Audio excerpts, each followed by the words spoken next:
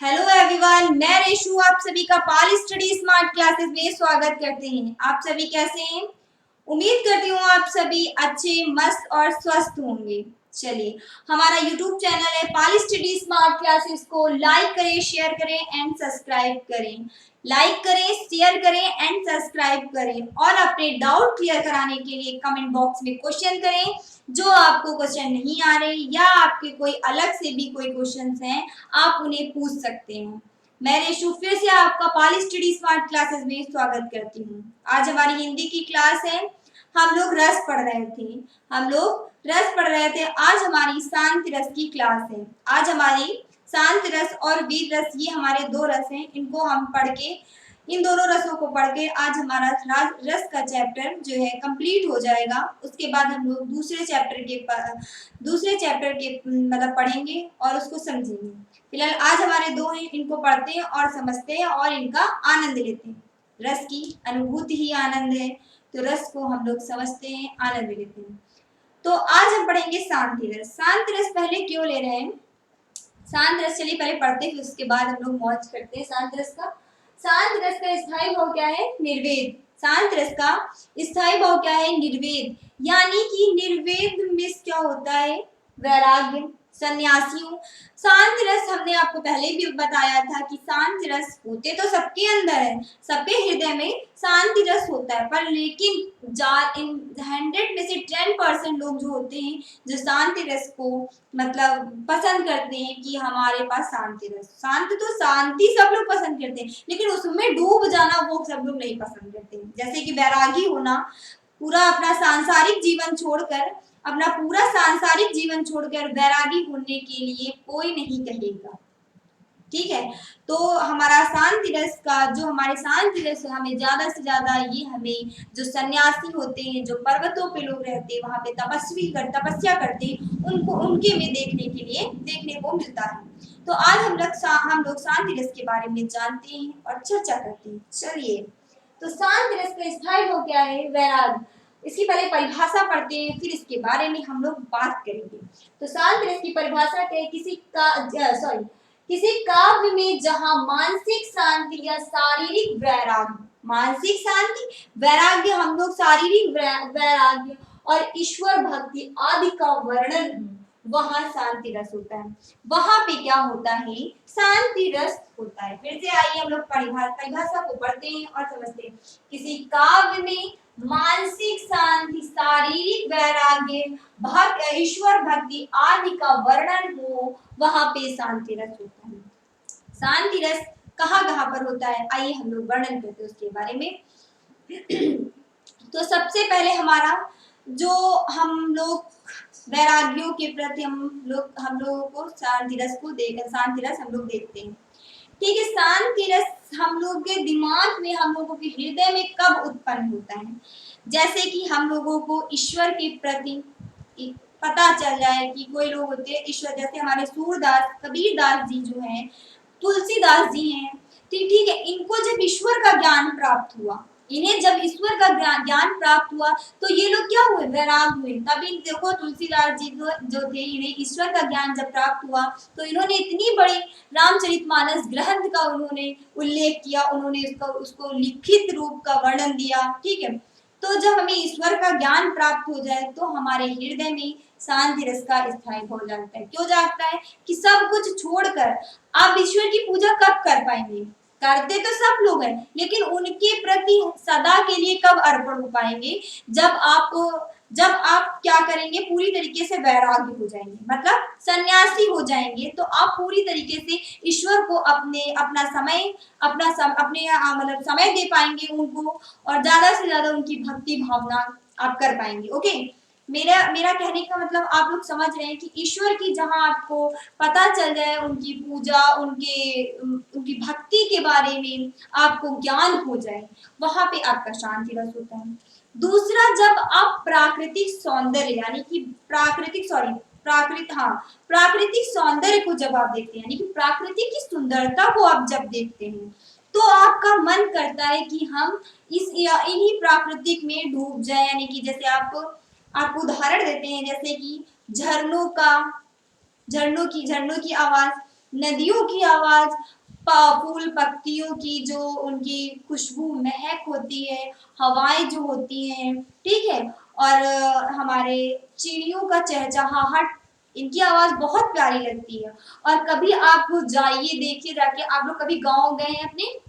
मैं जब जाती हूँ तो हम लोग जब गांव जाते हैं तो मैं घर पे तो रुकती नहीं हूँ, हम मैं हमेशा हमारे गांव में हम लोग के पास बाग वगैरह है, तो हम लोग हमेशा वहीं जब जाते हैं तो हम लोग सुबह निकल गए तो शाम को आते हैं, तो वहां पे बैठ के इतना अच्छा लगता है कि मन ही नहीं करता हम लोग घर जाएं।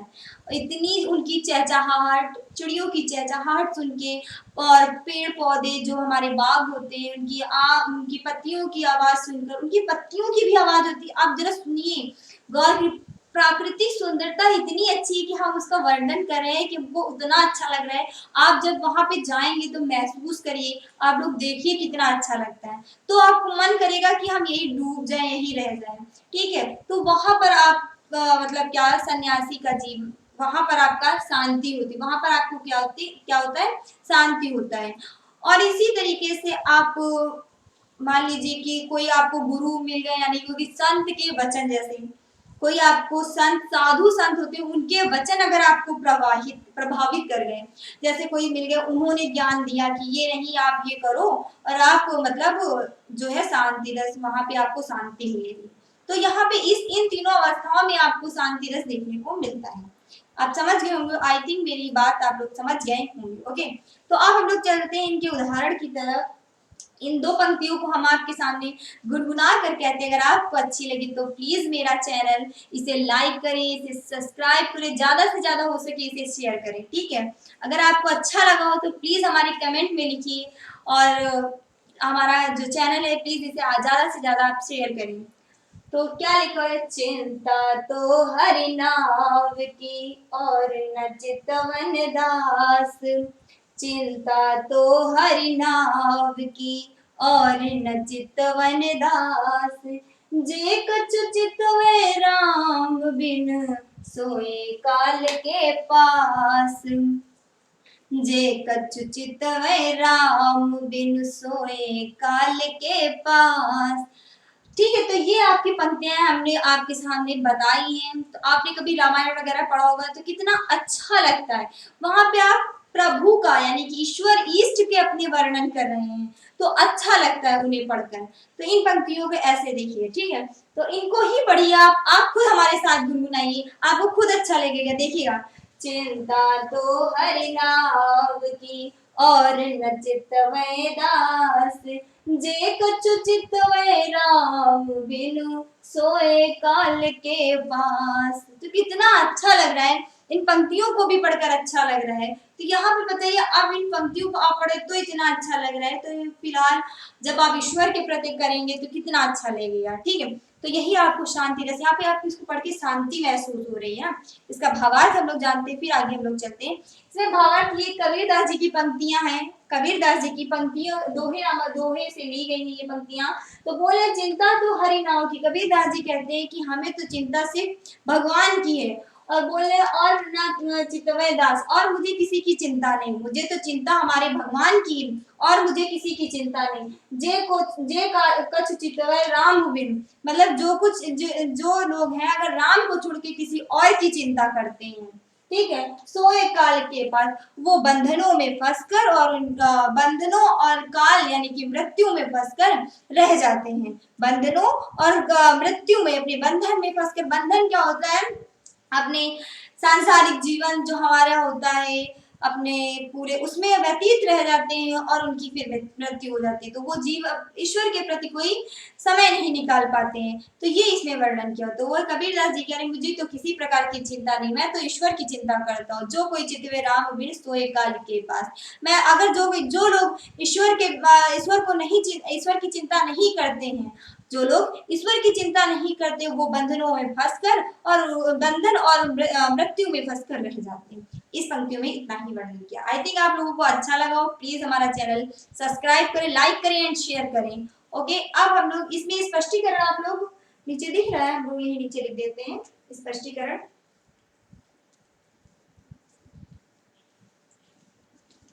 स्पष्टीकरण क्या है, सुनिए, स्पष्टीकरण आप लोग लिखिए। उपरोक्त पंक्तियों में, उपरोक्त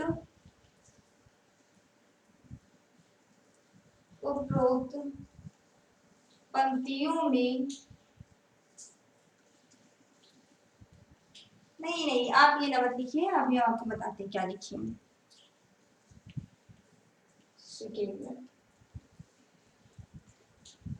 ये दोहा है या पद, कुछ भी आप पंक्ति वगैरह भी लिख सकते हैं, चलेगा आपका। चलिए ठीक है, आगे हम लोग इसको रख करके ऊपर लिखते हैं।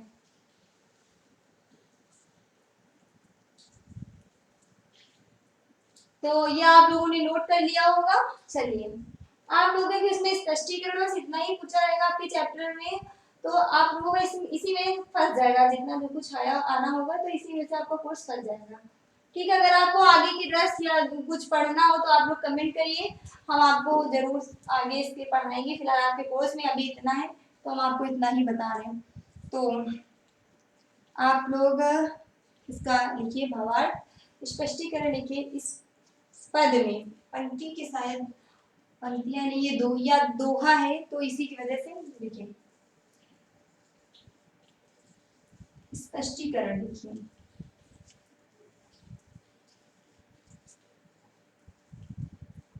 सॉरी, यहाँ पे लिखिए इस पद में, इस पद में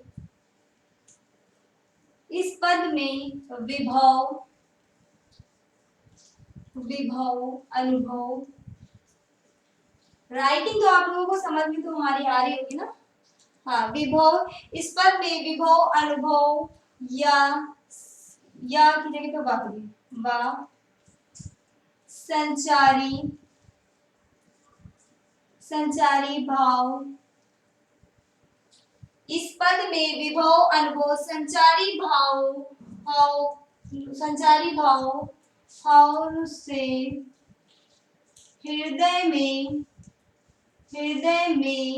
संचारी भाव से हृदय में शांति या निर्वेद लिखेंगे, निर्वेद नामक स्थायी भाव की, दिख तो रहा है ना साफ, राइट? जल्दी लिख रहे हैं, आप लोगों को समझ में आया। इस पद में विभव अनुभव व संचारी भाव से हृदय में निर्वेद नामक स्थायी भाव उत्पन्न हुआ है। यहाँ पे उत्पन्न या लिख लीजिए, इस पे भाव ये भी लिख सकते हैं, पुष्टि हुई है, पुष्टि। ठीक है, तो इस पद में विभव अनुभव व संचारी भाव से हृदय में निर्वेद नामक स्थायी भाव की पुष्टि हुई है। ठीक, ये आपका है। ये आपका जो आपका शांति रस होता है, ये होता है कंप्लीट। इसी के साथ हम लोग चलते हैं वीर रस की तरफ। ठीक है, आप लोग नोट डाउन कर लीजिए।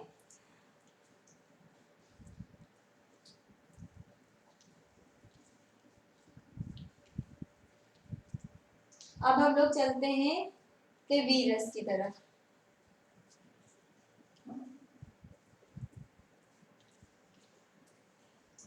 आप लोगों को समझ में तो आ रहा है, हम पढ़ा रहे हैं। अगर नहीं समझ में आ रहा तो आप लोग कमेंट करिए कि मैम ऐसे पढ़ाइए, ऐसे नहीं। हम आप लोगों को जरूर से जरूर आपके डाउट जो हैं उन्हें हम क्लियर करेंगे।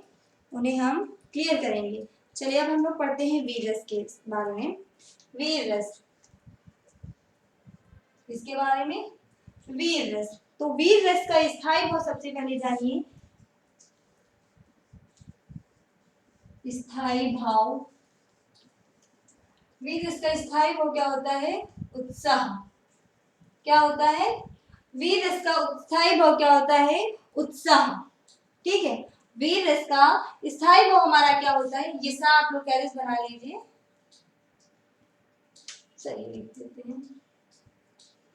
यस, वीर रस का स्थायी भाव हमारा क्या होता है? उत्साह। ठीक है, अब हम लोग इनकी पंक्तियों पढ़ते हैं। किसी पद या इस रस के अंतर्गत युद्ध, ठीक है, युद्ध या, चलिए हम लोग इसमें देते हैं परिभाषा में। आप लोग लिखिए परिभाषा।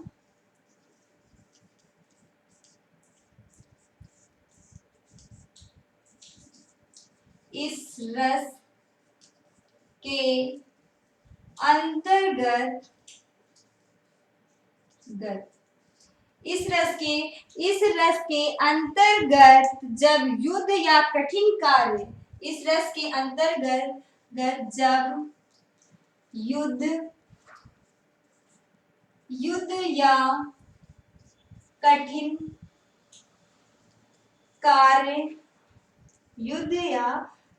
कार्य क्या लिखा है? इस रस के अंतर्गत जब युद्ध या कठिन कार्य करने के लिए मन में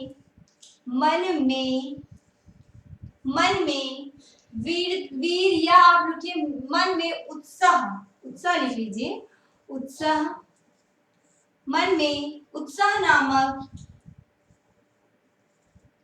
स्थायी भाव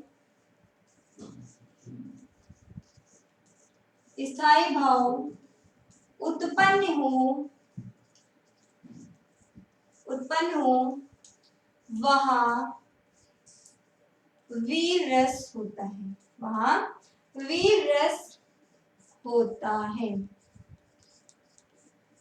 वहाँ क्या होता है? वहाँ वीर रस होता है। पढ़िए जरा, इस रस के अंतर्गत जब युद्ध या कठिन कार्य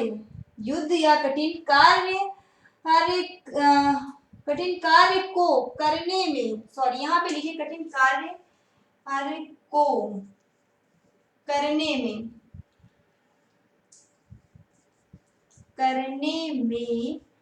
सुनिए, आप दिख रहा है ना, आप लोग यहाँ लिख लीजिए, ठीक है। इस रस के अंतर्गत जब युद्ध या कठिन कार्य को करने में मन में उत्साह नामक स्थायी भाव उत्पन्न हो वहां पे वीर रस होता है। माफ करिएगा, आप लोग यहाँ पे लिख लीजिए, क्या लिखा है? कठिन कार्य को करने में मन में उत्साह नामक स्थायी भाव उत्पन्न हो वहां पे वीर रस होता है। अगर कहीं भी थोड़ी मिस्टेक हो, आप लोग समझदार हैं, आप लोग इसे सही से कर लेंगे। ओके, तो अब हम लोग चलते हैं इसके उदाहरण की तरफ, उदाहरण की ओर चलते हैं हम लोग। आप लोग नोट डाउन कर लीजिए, यहाँ पे ये थोड़ी मिस्टेक हो गई, आप लोग लिखिए कठिन कार्य को करने में मन में उत्साह नामक स्थायी भाव उत्पन्न होता है। उत्साह नामक स्थायी भाव उत्पन्न हो वहां वीर रस होता है। वहां पे क्या होता है? वहां पे वीर रस होता है। आई थिंक आप लोग लिख लेंगे या हम दोबारा नोट कर दें? लिख लेंगे, इसमें क्या प्रॉब्लम है? चलिए ठीक हो जाएगा आप लोगों से, आप लोग समझदार हैं। चलिए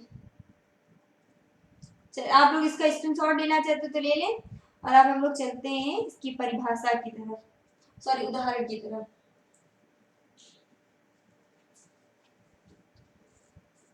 हाँ, उत्साह, ये इसका स्थायी भाव आप जरूर याद रखिएगा, सभी का स्थायी भाव बहुत ही इंपॉर्टेंट है, तो ये स्थायी भाव जरूर याद रखिए आप लोग। चलिए हम लोग चलते हैं इसके उदाहरण की तरफ। इसका उदाहरण क्या है कि वह खून कहो किस मतलब का, उदाहरण लिखिए।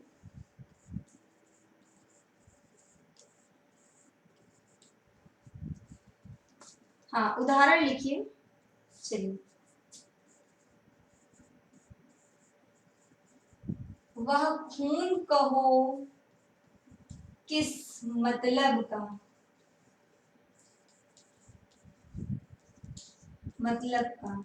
वह खून कहो किस मतलब का, जिसमें उबाल का नाम नहीं,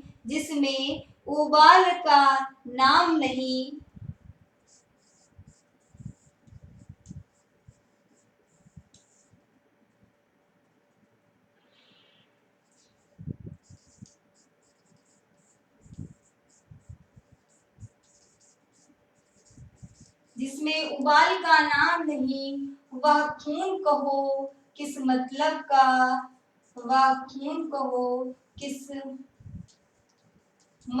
का, क्या? वह खून कहो किस मतलब, सॉरी यहाँ पे मतलब का, ठीक है। वह खून कहो किस मतलब का, जिसमें उबाल का नाम नहीं, वह खून कहो किस मतलब का, हाँ, आ सके देश के काम नहीं, आ सके, आ सके देश के, देश के काम नहीं, अभी काम नहीं, सॉरी। हमने आपको वीर रस की भी पंक्तियां समझाई नहीं थी। देखिए, वीर रस आपका कहाँ पे आएगा, जैसे आप कोई पंक्तियों को पढ़ते हैं, ठीक है, आप कोई पंक्तियों को पढ़ते हैं, आप उनको पढ़ के आपके हृदय में जोश उत्पन्न हो, उत्साह उत्पन्न हो, ठीक, किन्हीं पंक्तियों को पढ़ते या सुनते, वहां पे अगर आपको उत्साह उत्पन्न हो तो आपका वहां पे वीर रस होगा, ठीक है। अब कहीं भी किन्हीं पंक्तियों में देशभक्ति का अगर वर्णन किया गया है, किन्हीं पंक्तियों में आपकी देशभक्ति का अगर वर्णन किया गया है, वहां पे आपका क्या होता है, वहां पे आपका वीर रस होता है। किन्हीं पंक्तियों में अगर देशभक्ति का वर्णन किया गया है, वहां पे आपका क्या होता है, देशभक्ति होता है। तो आप लोग समझ गए, किन्हीं पंक्तियों या किसी भी पंक्ति या किसी पद या किसी गद्य में अगर कहीं भी अगर इनका वर्णन किया गया, वहां पे क्या होगा आपका, वहां पे आपका ये वीर रस होगा, ठीक है। अब हम लोग चलते हैं, हाँ, इनकी पंक्तियों यहाँ पे शायद आप लोग दिख नहीं रहा है, यहाँ पे हम आपका एड्रेस लिख देते हैं, सुनिए, यहाँ पे लिखा है आपका, ठीक, आप दिख रहा होगा, मतलब यहाँ पे क्या लिखी, तो बोले वह खून कहो किस मतलब का जिसमें उबाल का नाम नहीं, वह खून कहो किस मतलब का जिसमें उबाल का नाम नहीं, वह खून कहो किस मतलब का आ सके देश के काम नहीं। तो इन पंक्तियों में आपको सुनकर आपको उत्साह नामक थोड़ा, आप ज्यादा नहीं तो थोड़ा तो आ ही रहा है उत्साह की, वह खून कहो किस मतलब का जिसमें ये उबाल नहीं, वह खून कहो किस मतलब का जो आ सके देश के काम नहीं। तो इन पंक्तियों में हमारा रस है, वीर रस होता है। तो आप लोगों को वीर रस समझ में आ गया है, ठीक है, आपको आप लोगों को वीर रस समझ में आ गया। वीर रस आपकी दो जगह की पंक्तियों को अगर सुनकर, पढ़कर या लिखकर आपको उत्साह नामक स्थायी हो जाएगी या उत्साह जगे, वहां पे वीर रस होता है। और देशभक्ति, जहां पर हमारा देशभक्ति के गीत होते हैं, पद होते हैं, वहां पर हमारा क्या होता है, वीर रस होता है। आप लोगों को समझ में आ गया होगा। चलिए अब हम लोग इसके स्पष्टीकरण के समक्ष चलते हैं और देखते हैं इसके बारे में। चलिए, आप लोगों ने इसको नोट कर लिया होगा। चलिए,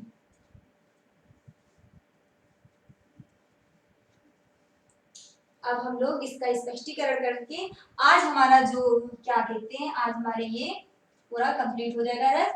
कल से हम लोग न्यू चैप्टर चालू करेंगे, ठीक है। दूसरा पढ़ते, ज्यादा समय लग गया है, चलिए हम लोग स्पष्टीकरण पढ़ते हैं।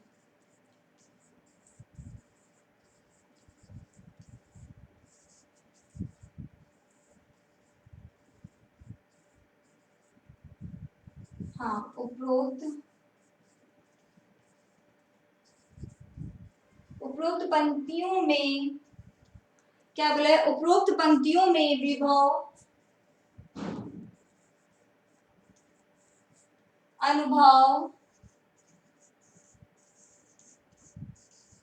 विभव, अनुभव, संचारी, विभव, अनुभव, संचारी भाव से हृदय में, हृदय में, हृदय में उत्साह नामक, उत्साह नामक, उत्साह नामक स्थायी भाव, सॉरी, हाँ, स्थायी भाव, उत्साह नामक स्थायी भाव की पुष्टि हुई है। क्या, हाँ, तो हम यहाँ फिर से पढ़ते हैं। उपरोक्त पंक्तियों में विभव, विभव, अनुभव, संचारी भाव से हृदय में, हृदय में उत्साह नामक स्थायी भाव, किस नामक, किस उत्साह नामक स्थायी भाव की पुष्टि हुई है। तो यहाँ पे आप लिखिए, जहाँ पुष्टि होती है या पुष्टि होती लिखिए पहले, तभी सेंटेंस आपका बनेगा। पुष्टि होती है तो वहाँ वीरस होता है। ठीक है, ये आप लोगों के 2 रस हैं, आप लोग इन्हें 5 रस हमने आपको बताए हैं, इन्हीं के अंदर आपका फंस जाएगा। फिर से देखिए, उपरोक्त पंक्तियों में विभव, अनुभव, संचारी भाव से हृदय में उत्साह नामक स्थायी भाव की पुष्टि होती है तो वहां वीरस होता है। ठीक है, आप लोग को ये समझ में आ गया होगा। अब हमारे रस होते हैं कंप्लीट। फिर हम लोग देखते हैं, हम हाँ आप लोगों से एक आवश्यक जानकारी सूचना बताना चाह रहे हैं कि हमारी 3 दिन हम ही आपकी इंग्लिश की क्लास और हम ही आपकी जो हिंदी की क्लास लेने वाले हैं। तो 3 दिन आपकी क्या चलने वाली, हिंदी चलेगी। मंडे ट्यूसडे वेडनेसडे आपकी हिंदी चलेगी, थर्सडे फ्राइडे सैटरडे आपकी इंग्लिश चलेगी। तो अब हमारा ये कंप्लीट हो गया है। फिर हम लोग देखते हैं कि शायद इंग्लिश पढ़ाएं, किसी के आगे पढ़ाते हैं। तो ठीक है, आप हमारी आज की क्लास यहीं पे होती है समाप्त। फिर हम कल इसी टाइम इसी वक्त मिलेंगे आपको। जय हिंद, जय Bharat, thank you so much. और फिलहाल हमारे जो यूट्यूब चैनल है पाली स्टडी स्मार्ट क्लासेस को इसे ज़्यादा से ज़्यादा शेयर करें और ज़्यादा से ज़्यादा लाइक करें। चलिए, थैंक यू सो मच, धन्यवाद।